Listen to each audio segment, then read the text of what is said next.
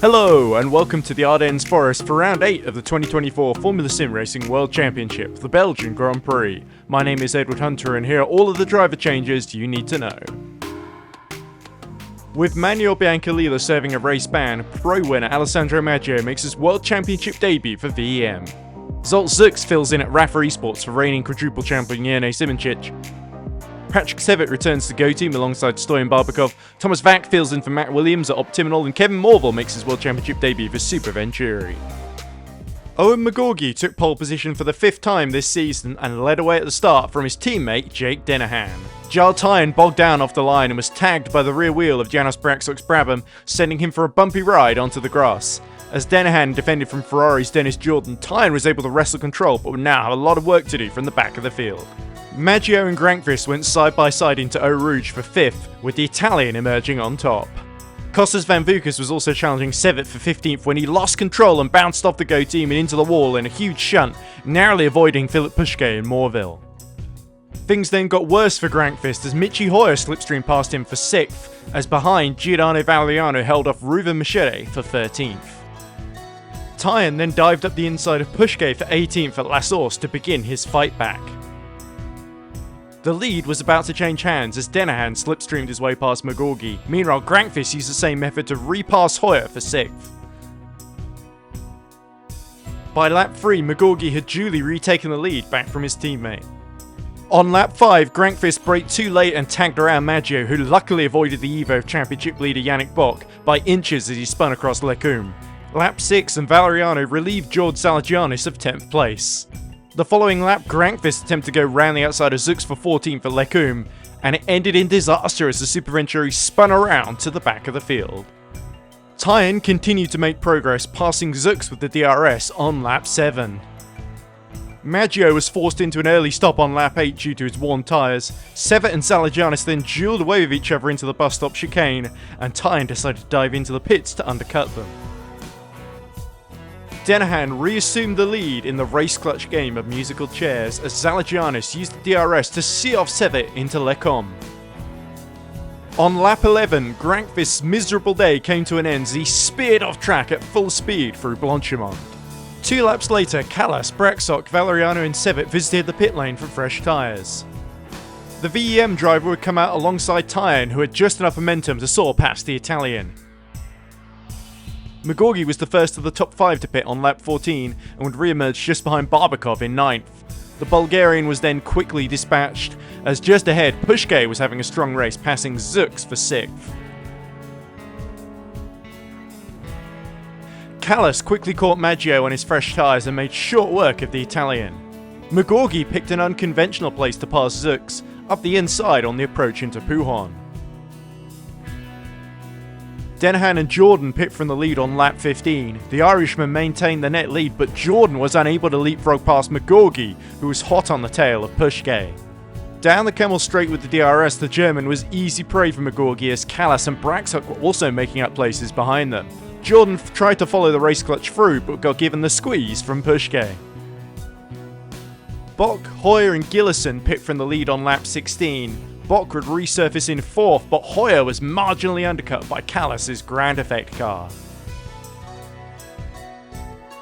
A spin for Ruven Machete into the gravel at Lecombe would signal the end of the Dutchman's day.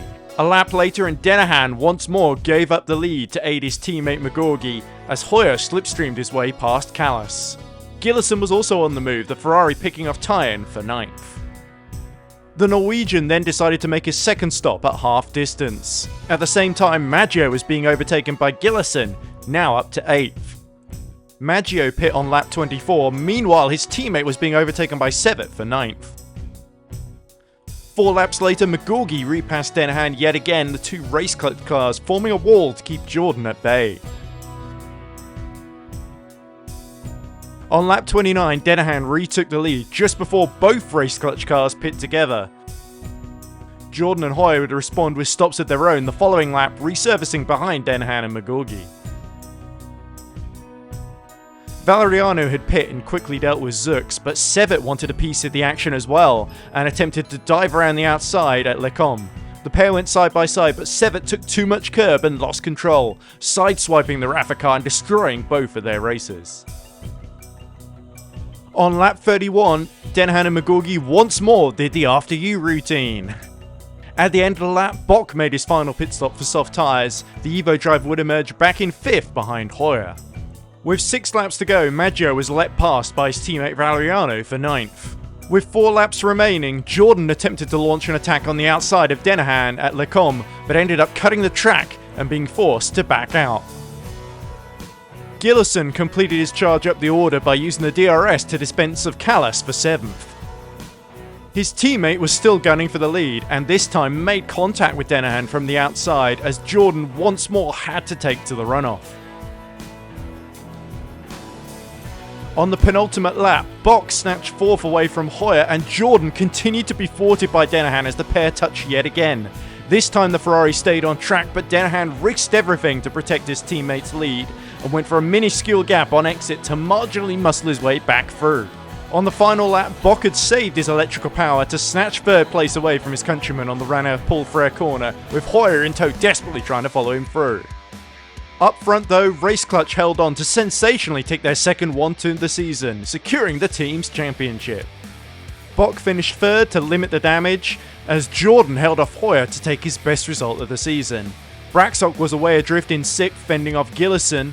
Callas took his 4th top 8 in a row ahead of the impressive debutant Maggio and his VEM teammate Valeriano. Tyen recovered from the back of the field to 11th as Pushke took his best result of the season in 12th. Vac was 13th on his substitute drive, and Zalagianis at last scored his first points of the season in 14th.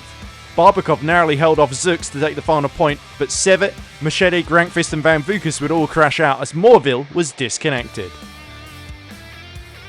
The Drivers' Championship is building to a climax as Bock holds on to the lead, but only by 3 points from a charging McGorgy. Dennehan is still in title contention, but is clearly prioritising his teammate. Braxock is out of the title race in 4th, but it's Jordan who moves up to 5th, with Hoyer only 3 points behind him. The absent Bianca leader in Simacek are 7th and 8th, Grankvist falls to 9th, and Callas still rounds out the top 10. Race Clutch's 4th double podium in a row means they are officially the 2024 Teams Champions with an unassailable 287 points. Evolution strengthened their hold on 2nd with a 30-point lead over Rafa. Brabham and Ferrari are now tied for 4th, 9 points ahead of VEM. Super Venturi remain in 7th, and Ground Effect have risen back to 8th, just a single point ahead of Optiminal as Go Team fall to 10th.